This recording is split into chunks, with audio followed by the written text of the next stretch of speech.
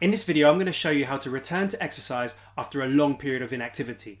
So I'll be talking from the perspective of individual responsibility, not just for the time away, but for how we manage our comeback to exercise. But I'm fully aware that extenuating circumstances, mounting responsibility, injury, or just challenging logistics can be the reason for inactivity to happen in the first place. So my intention is just to get you back from where you are now to fully engaged in exercise again as safely and quickly as possible. As a personal trainer, I've met a lot of people who have been through multiple cycles of inactivity versus regular exercise. And the challenge with that is, or the real problem with that is, that a lot of ground is lost during the periods of inactivity.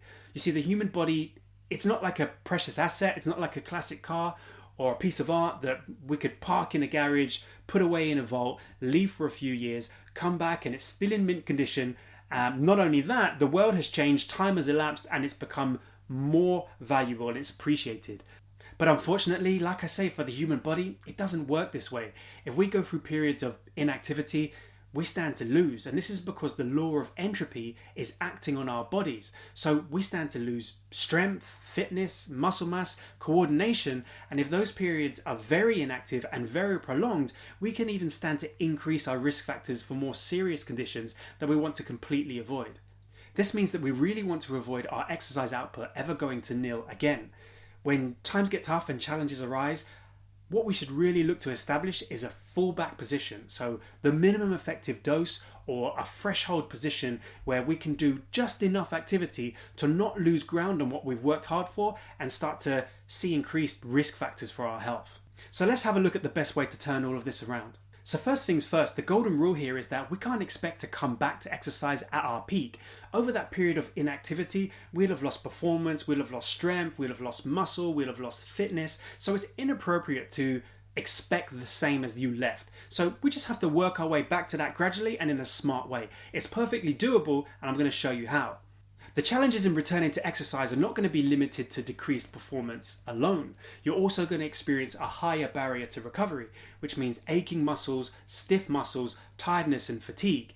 It's to be expected, it's perfectly normal, and we can get through it a little bit quicker or a little bit easier if we stay hydrated, stay active, and maybe even augment our recovery with some auxiliary practices like massage, hot baths, sauna, and that kind of thing. So the prudent way to reintroduce exercise is quite slowly. I would start with some light activity, light cardio activity, light mobility activity. Get your body used to moving again, testing its range of motions, testing its strength capabilities, and that'll be a great on-ramp for more challenging protocols like higher intensity workouts or more structured resistance training. So if all that sounds quite slow and boring and you're feeling that temptation to jump back in 100%, I would advise against it, because you're going to expose yourself to quite a high demand for recovery, quite a lot of stress on the central nervous system, quite a burden there. And if you're not in the right place to recover from that, you could make things worse. And this is where, like many things in health and fitness, things get a little bit more nuanced and a little bit more serious, because you would have to have a conversation with yourself and take an honest assessment as to whether you can actually get through that barrier to recovery. You see, long periods of inactivity in an otherwise active person's life can indicate that it's been a very challenging time. And this can sometimes also bring with it other factors such as sleep deprivation and a higher level of stress. Meaning all of these things combined can put you in a very compromised state.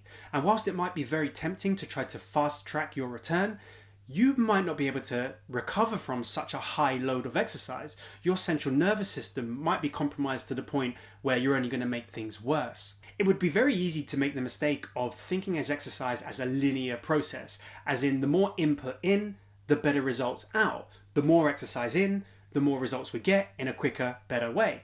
But it doesn't work like that.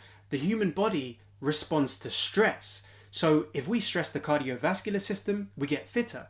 If we stress our musculature, we lift heavy things, we're going to get bigger muscles and stronger. This is the process of adaptation. Essentially, we're forcing the body into a change, because the body's going to say to itself, if we were to personify it for a second, it's going to say, if you're going to keep doing this, my only recourse is to get bigger, fitter, stronger, in case you do it again. So that makes exercise what we would consider a hormetic stressor, in that we give the body some stress, we go through a period of adaptation, and we get a positive result. Fasting, cold and heat therapy would be other examples of hormetic stressors. Now all of this sounds very positive, and it is. It's how we make progress with exercise. But our body isn't capable of determining what a good stressor is from a bad stressor. It's not going to be able to tell that your intention with the exercise is to make a comeback, make a recovery, get bigger, fitter, and stronger. It can only tell that there's an additional load on the central nervous system, on your muscles, and a greater dependency and barrier to recovery. So if this is a bridge too far, you can actually compromise your immune system, force yourself into fatigue, force yourself into overtraining, even overtraining syndrome, and make things worse when our intention is merely to come back to a healthy level and build upon that.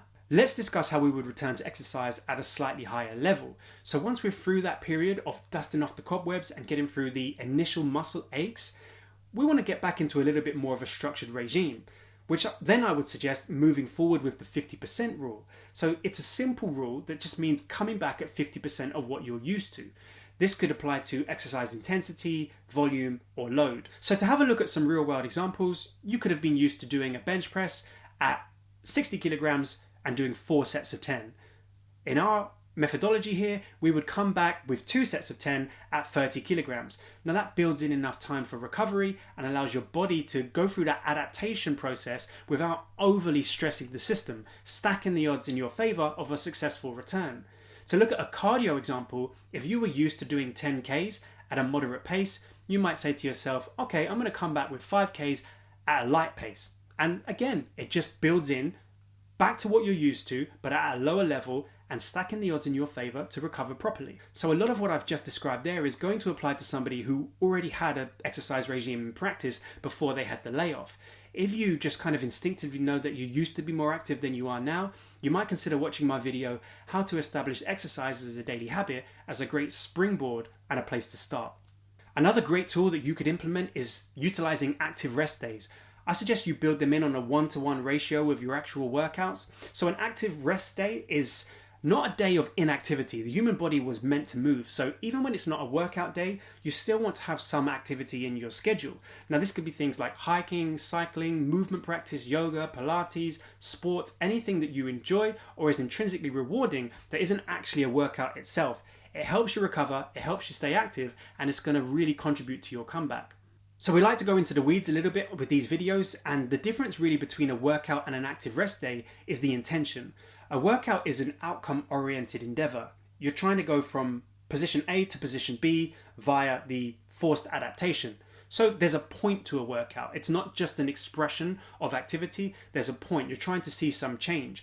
Whereas active recovery could be things like sports, like I say, hiking, things that are just more an expression of your active lifestyle and are just fun to do. There's a big difference there. Not every day has to be a workout day, and not every form of activity has to be outcome oriented. So to change gear for a second, I think it would actually be remiss of me not to point out the silver lining here and the opportunity. When you're in this deconditioned state, there's a lot of low-hanging fruit for contrast. So introducing this new activity or this refound activity is going to present a lot of contrast to what you've been used to in the period of inactivity.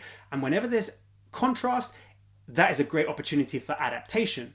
So you stand to benefit very quickly from your new exercise endeavors once you're through that preconditioning phase. So you stand to benefit from things like recomposition and fast tracking your results, because you're going to go into that period of adaptation and overreaching very, very quickly. This is actually one of the main reasons people get frustrated with exercise in general, is that they're not continually staying in that vein of overreaching without overtraining. You have an opportunity to do that.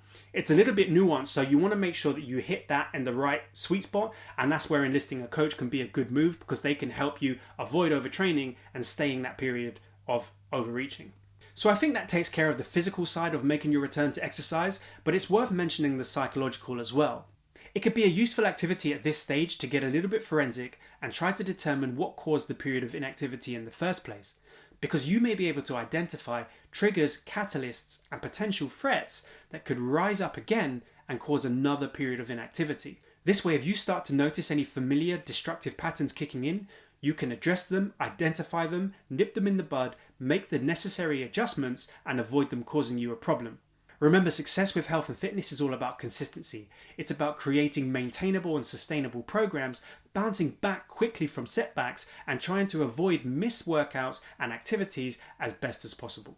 So to conclude, I know the slow and steady approach is going to seem frustrating at first, but trust me, it really is the prudent way to go. It's going to minimize your injury risk, minimize your chance at overtraining, minimize fatigue and overwhelm, and really stack the odds in your favor that you're never going to have that period of inactivity again. So just go slow, get your initial momentum, get your initial conditioning, and then just keep building on it and never do anything that's going to compromise your ability to recover.